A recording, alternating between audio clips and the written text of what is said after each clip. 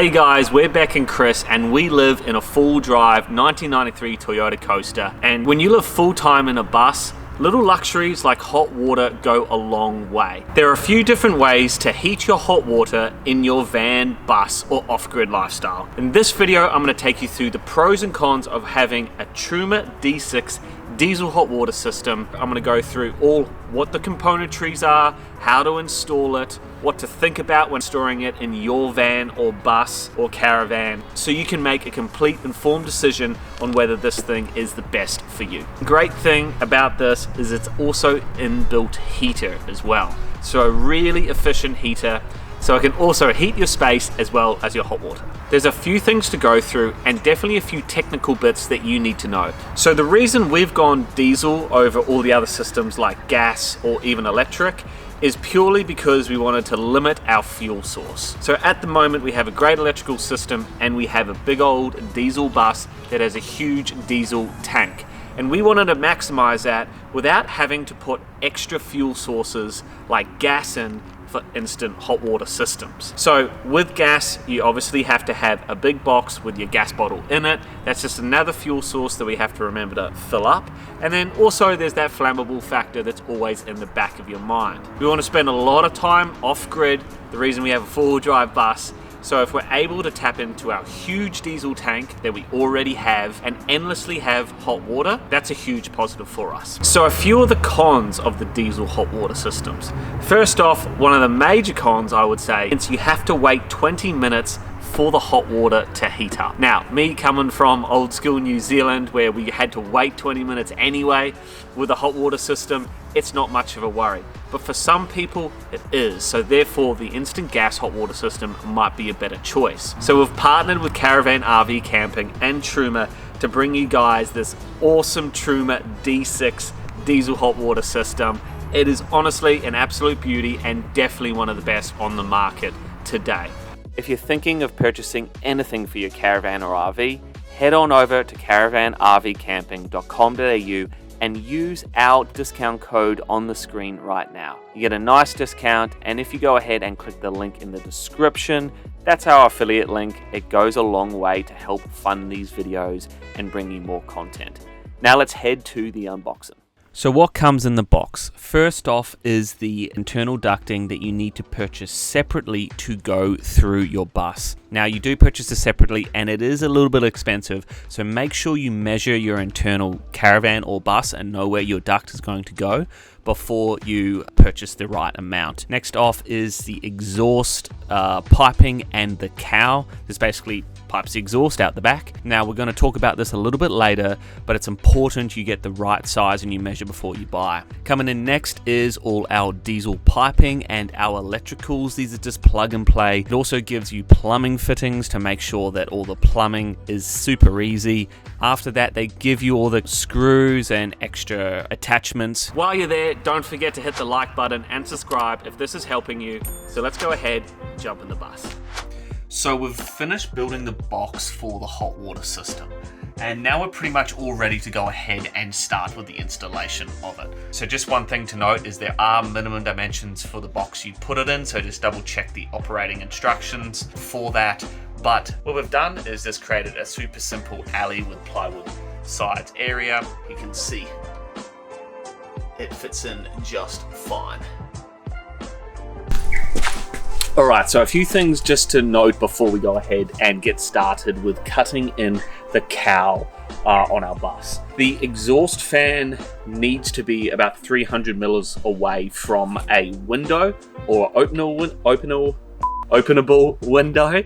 If you do have an openable window close to this mount, you need to actually fit a switch that whenever you open the window, it cuts the system off. But for the majority of people, they're going to actually install it on the side of the bus, and obviously that's what Truma recommends. For us, we're a bit limited with our space, so we only can do it at the back of the bus. Also, another thing to note is no tank nozzles or your fuel nozzles can be within 500 mils of it, and also it needs to be kept away at least 500 mil from your exhaust. Our exhaust luckily comes out the side, so we've got no problem with it at the rear. The great thing about Truma is they always provide templates. So they provided a template for our aircon, and they also provided a template cutout for this white cowl.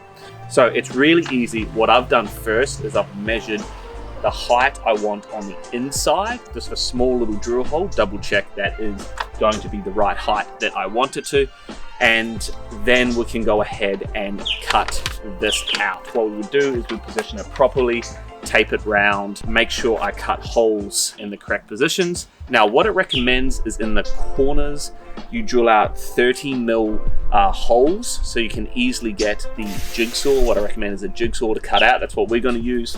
However, I've cut a few things into the bus lately, and so you can just maybe use a 10 mil drill, but if you don't have one of these 30 mil hole saws, again, you're cutting into the bus, so you need to double, triple, quadruple check your measurements, but this obviously makes it so much easier for us. We're going to go ahead and tape the outside before we do any drilling or cutting. That masking tape protects the scratching, and then also it's a lot easier for us to mark out with our pen without obviously permanently marking on the bus. So yeah, let's just go ahead and do that to get started. Ran out of masking tape, so I'm doing it the difficult way. Want to make the exhaust and the cowl kind of on the same level as where it comes out of the system, right here. So if it goes out there, comes out, and then straight to there. What I'm going to do is basically I'm going to drill from this side first, therefore I can kind of get the average position of it, and then I'll level it from the outside and then cut from the outside. Let's keep going.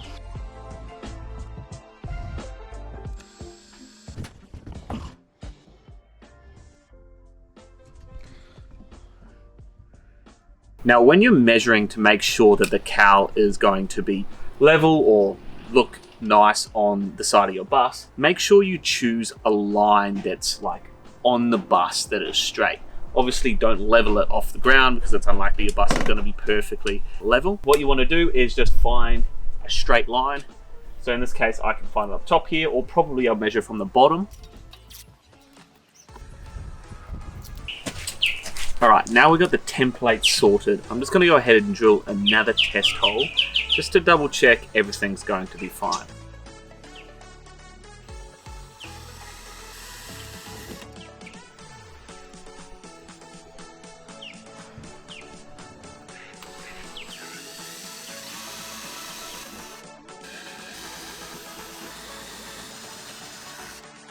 So quick tip as well, when you're cutting into your vehicle, just to minimize scratching around where you're cutting, try and put some tape on the bottom of your jigsaw.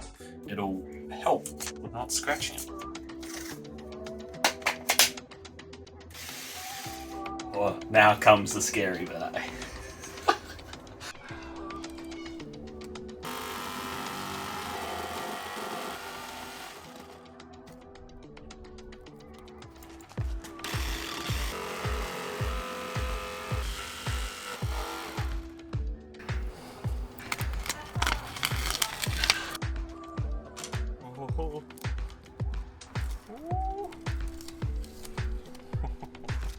All right, see if that works.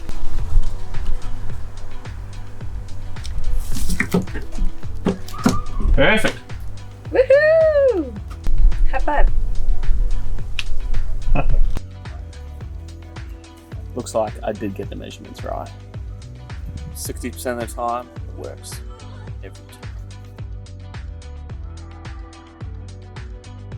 So with our bus and the majority of car bodies, you just have a really small, thin sheet metal that is the outside. And when you're drilling in and screwing in something like that cowl, which is relatively a little bit heavy, what you want to do is probably put a little bit of a backing, timber backing, just so those screws, when they come through, purchase on something else and give it a little bit of something to grip onto.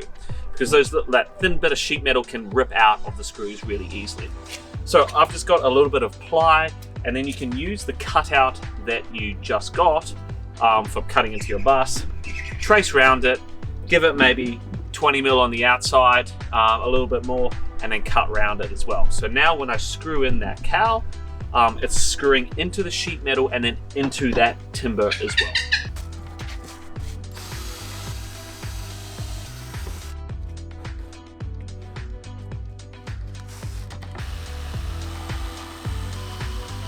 Alright, so now what we've done is we've built our backing, our timber backing, and we just want to go ahead with a cloth, ideally with a bit of methylated spirits as well, and just clean the outside of the hole. So then when we go ahead and use our automotive body sealant, the instructions say specifically try not to use silicone, so I highly recommend using automotive body sealant or some high temperature sealant. We've got some of that here. So what I need to do is go ahead and pump that sealant around the cowl. Then I'm going to go plop it on, screw it into place, make sure then it is nice and flush, looks nice, and then I'm going to do the remaining of the screws. So go ahead. Alright, now while this black part and the sealant that kind of squished out when we've gone ahead and screwed in the cowl isn't visible because this kind of white plate goes over the top, I still like to kind of clean up the edges. And there's a little tip for if you're doing any other projects and cutting it in, but at Bunnings you can get these little edges. They're little small edges, super cheap, like $2 or something. And then what you want to do is get a half detergent, half water mixture in a spray bottle, and then you just spray around the edges and then use this little edger to edge it through.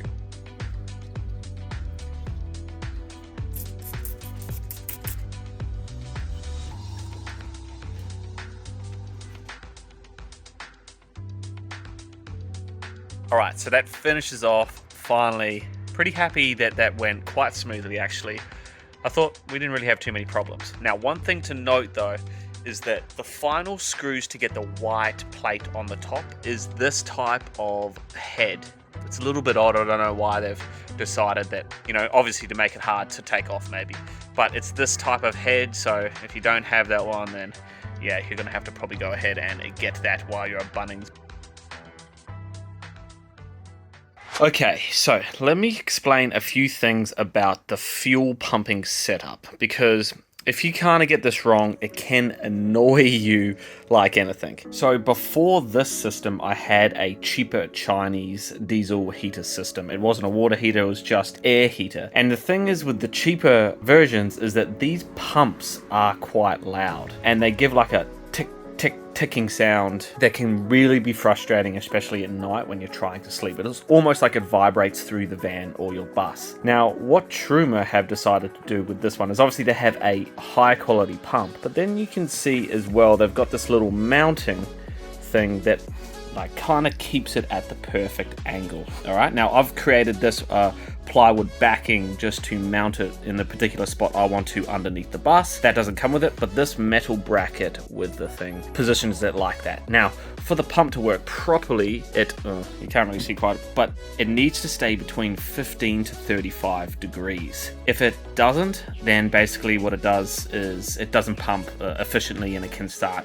not performing the best. All right, so you need to make sure that you can mount this as well. You can see at the bottom here, there's a little screw at the bottom, so you can mount that, you know, to the bottom of your floor if you wanted to mount it within your van or bus. In my particular case, I didn't want to mount this pump in the bus just because I just prefer kind of diesel pumping mechanisms to be outside of the bus, that's for sure, in case anything went wrong. Now, another thing that Truma gives you is this stuff here. It's kind of like a protective foam barrier, and what it does is it helps with that ticking noise as well. So that's really nice that they give you that. It's kind of like a sound deadener damper thing. When they give it to you, they give you a huge length of this fuel pipe line and this deadener stuff. So our bus is 6 meters long, and if our tank for some reason was at the front of the bus and this is at the back, it would have definitely ran the whole length. They give you quite a bit, so don't worry about the amount of fuel line and the amount of this dampener. That's not much of a problem. So as well, they say when you're mounting it, when you attach this to your body of your car, you don't want to zip tie it or clip it really tight. What you want is it actually to be loose, slightly loose. Therefore, it doesn't transfer that sound through the body as much.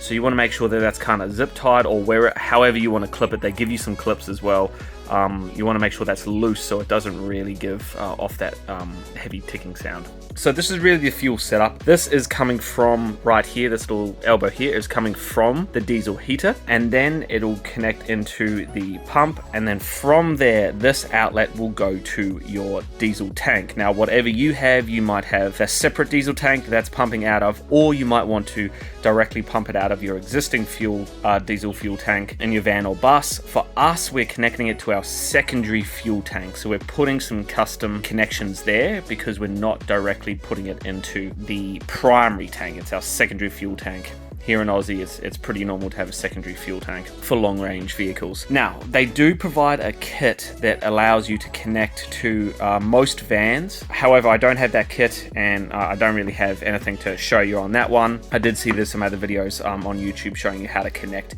if you have a particular van, connecting it direct to your primary fuel tank. Alright, cool. The other one is this one as well. So this connection is the fuel metering pump, and if you can think of it, that's going down to the bottom where the pump is going to be positioned. But this is the other end, and the other end connects there. So it says basically, so you need to really, for the fuel lines, you need to drill, if you're going underneath the bus, you need to drill 2 lines, one for this pump to go through to underneath the bus, and then another hole for this as well. For me, I drilled 13 mil, and this just fitted, and this 13 mil as well was perfect. It's got a little bit of leeway, but you need to get that thing through. 13 mil, 13 mil. They don't really tell you that in the instructions, and then that is clipping onto that. Alright, so that's kind of the fuel system. Now we're going to go ahead and rig it up. Okay, cool. So what we've done is we've finished our fuel lines. This is to the fuel pump, electrical to the fuel pump. This is the diesel fuel line coming up, and we'll go in there. So now that's all sorted. We're done with there, connected up to the diesel tank. Now we're on to water. Now really the water is quite simple. There's not too much to do. However, we need a few holes drilled there. We've got this 22 mil drill hole for the drain, and then this is kind of like an overflow for the hot water drain, I think. So that's another one. Then the other one, the reason I have drilled through this particular frame, I think one of the most important parts is this kind of drain valve as well. So it allows you to drain the tank. But the problem is this needs to be easily accessible. So in this particular box that I have here, it's not very accessible from anywhere, as over the top will actually be a bed. See where that is? That'll be a bed across there. But is accessible via this little hatch here, so on the other side where all my pumping equipment is. So what I want to do is I want to install this valve basically right here, so I can easily access it from that, and also then I can then connect it up to the mains line system. So that's where that is going at the moment. Now, obviously you need to perfectly situate everything before going ahead and doing this. But yeah, now I think we're all good to go, and let's go ahead and start connecting all the stuff up. Just before we go ahead and put the diesel heater in and connect up the exhaust, now's a great time to run all your ducting and make sure it is all drilled in and screwed in. Depending on the size of your caravan or your bus and your layout, you'll all run your ducting differently. Ideally, you want to run your ducting underneath your seat as hot air rises. However, if you have a small space like we do, it doesn't always work like that. So some of our ducting is in roof cavities, and then some of our ducting is underneath seats. One thing I would say though is this diesel heater is powerful, and no matter where you put your ducting, especially in a Toyota Coaster of this size, it warms the whole place, even in negative temperatures.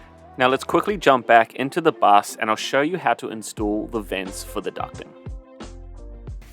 So basically what happens is you drill a 60 mil hole, then it's going to sit like that basically, if that makes sense. This goes to the back, that goes to the front. So wherever you're screwing it in, this needs to be relatively thin, because if you're using a double thick base, if that makes sense, then this doesn't actually screw into the, if it's too large. So it kind of only needs to be, you know, about that size really. This end right here goes into the ducting, and then you can see that little groove in there. The ducting fits into that groove, and then the black part clicks on the back. So it's pretty simple, pretty easy. They do provide these as well, which I think just helps with clipping them, maybe if you're doing them on the roof or anything like that. You can see I've just clipped that one to the side. Mark up where you want your vents and then drill them out with a 60mm hole saw, using a bit of tape over it so you don't damage your cabinetry. So there we go, 2 60mm holes, all drilled. After that, all you got to do is screw in your vents, and then on the other side, you just push in your ducting. Now, we've got a white ducting in this because we're actually installing our aircon vents. The ducting that you get with your diesel heater is a brown color and is specially made for heating. So they're both the same size though, so if you get both products together, you do need to have separate ventings for them. Okay, so now we are installing this kind of exhaust muffler. Basically, there's a few things to really understand with this. Now, for us, what I didn't quite understand right at the start was how basically important this is to be the right length. When I ordered it, I actually didn't know where I was going to put the heater, and therefore I just ordered 100 centimeter long one of these, which was far too long for this particular space. However, the problem is you can't cut this because there's an O-ring in the back of it that basically is really difficult to get out, this metal kind of ring, and then to fix back on. So you have to order the perfect size that basically goes into here, and then according to the instructions, it's imperative that it slides all the way in to the end. Apparently that's really, really important, and then perfectly fits here. So what I recommend is you 100% measure the space and measure where you're going to do before you fix this thing down. Now for us, in our space, it is super tight in the back here, and we can't really move this thing too much forward or back. Where you're putting it, you might have kind of a better spot so you can move it around, but for us, it was a big mistake and I had to do a return, wait 2-3 weeks for that to kind of get back to us. So in the instructions, there's really nothing about the height of where the cowl is, but obviously, you know, in the diagrams, it kind of shows that it's the same height as the hot water system. So by that I mean just like, you know, it kind of going like this to the same height. Now that we have the perfect size for us, it was 70 centimeters. Basically, it's going right to the back here. So that's the rear of the cowl, if you can see that. Let's just have a little look. That's the cowl. So sliding all the way in and going right to the back, making sure that that's good. And then it's going to go into here. Now, I haven't slid it in yet. This is an O-ring. So when you're testing it out, just making sure it's the right length, make sure you don't pinch this O-ring. It's really important. If you pinch it and break it, then you're going to have to get a new one. So just watch out for that. Now next, what goes over is this thing right here. So that kind of black thing goes over it, basically protecting obviously the heat that's coming from there. And so this is a little bit of a fiddly thing to do really, is that basically you got to slide it on through to the back and then perfectly cut to this side, and then you got it all kind of at the same time. So it's not really the easiest thing to do when you don't have too much space, but yeah. Last thing is this little screw here. You got that little screw, goes in there in the end, and then to secure this, once it's pushed in, you've got a little clip that goes like that.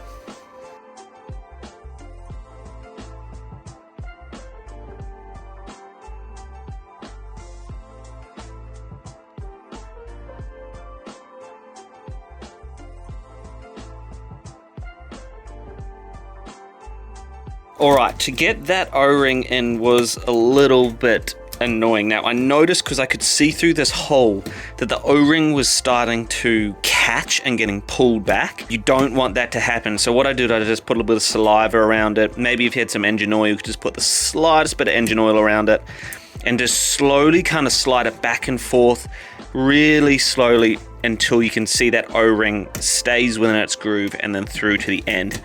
Really important that that's there and then that's stuck. Otherwise, it's not going to have a good seal. And do it slowly. Make sure you don't pinch that O-ring, because yeah, otherwise you'll be waiting for replacements. Cool. So now what I want to do is I want to put this thing in. I might need 2 hands for that, and then I'll put this one over. Don't forget, you got to make sure you have these O-rings as well over the top of the main cover. So put them on first, otherwise you will have to rip it out and put them on. All right, perfect. That's what it looks like. Pretty easy. Little clip there. Now this just goes over the top, and where'd it go? Oh, and then this slides over, and we tighten it on top. Then that's fully protected. Next is all we do is we install this little kind of, I don't know what this thing is, muffler thing, but that's just a slide in, so not too bad. Next up, we are installing the control panel that, you guessed it, controls the whole diesel heater. It also controls the Truma aircon if you have one of those as well, but it's a really easy install. They basically give you a small backing plate. You just need to cut a hole in wherever you want. We chose to put it above our bed, and it's actually been a great decision because many times during the night, you know, we've woken up middle of the night, it's been a bit too hot and we've just turned it off, or it's been a bit too cold and we've turned it on. The light doesn't stay on, so it doesn't keep you awake at night. So the final piece as well is you got to pull this knob off, and then just right here, you'll be able to see a screw hole.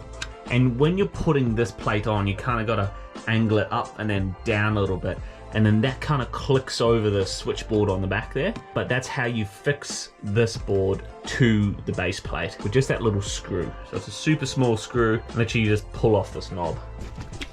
This is the size of it that they give you. Very, very small, so you don't want to lose it.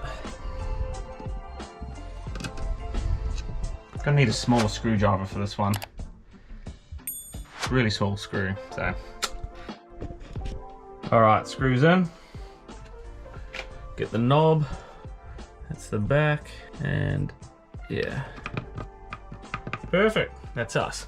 Now, obviously, where I'm installing it, I can access the back, which is probably not that ideal because you more or less want to, if you can, have it as like a false back. So you would install the communications cable, and you would also install the power as well before you put it in. But in this particular case, I can kind of access it on the back. So yeah, I'm gonna have to make some sort of little back plate to make it look nice on the back there. Then I can run the cables out and down towards the diesel heater. But other than that, it's looking good.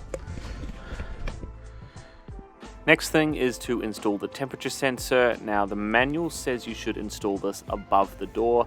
However, the cord wasn't long enough to run it from the back of the bus all the way to the front door where we go in and out. So we just put it above our bed, and it seems to be working absolutely fine. With the install complete, just before we go ahead and go into the review, I want to remind you, use the discount code if you want to purchase anything from Caravan RV Camping on the screen right now. And if you click on that link in the description, it does go a long way to help fund this content. So let's go through the 6-month review on how the diesel heater performed. All right, with the install done, just before we end this video, I'm going to give you a quick review. It's been 6 months since we've installed the system, and we absolutely love it. Compared to what we had before, the Chinese diesel heater, the heating part of the Truma is so good. It's really, really quiet. You can't hear the pump at all when it's running at night. So we actually have it underneath our bed. It's right where Bec sleeps, and we run it all night, and Bec doesn't have a problem at all staying awake because of the noise. So it's super quiet, keeps the place really warm. We have put it through the test. We went all the way down the Great Ocean Road, which is in Victoria, south of Melbourne, and it was negative temperatures. We even took it up to Thredbo and Perisher with negative temperatures overnight as well, and we were super cozy in the bus. It warms up the place really, really quickly. The next is the hot water.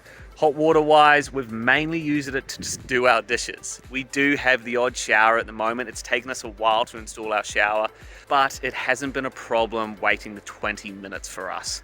There has been, sure, some days when we've come back and been like, man, I want an instant shower coming off the mountains or something like that. But really, waiting 20 minutes by the time you get all your gear off isn't a problem at all. So we thought that might have been a problem, not so much. Either way, this system is really quiet. The fact that we don't have gas in our bus is a huge plus, so I would really recommend it. I would also pair it with the aircon that we have as well. Truma has an aircon. If you want to learn about that product as well, click the video below. Other than that, hope you liked the video, guys. Please like, subscribe, and we'll talk to you in the next one.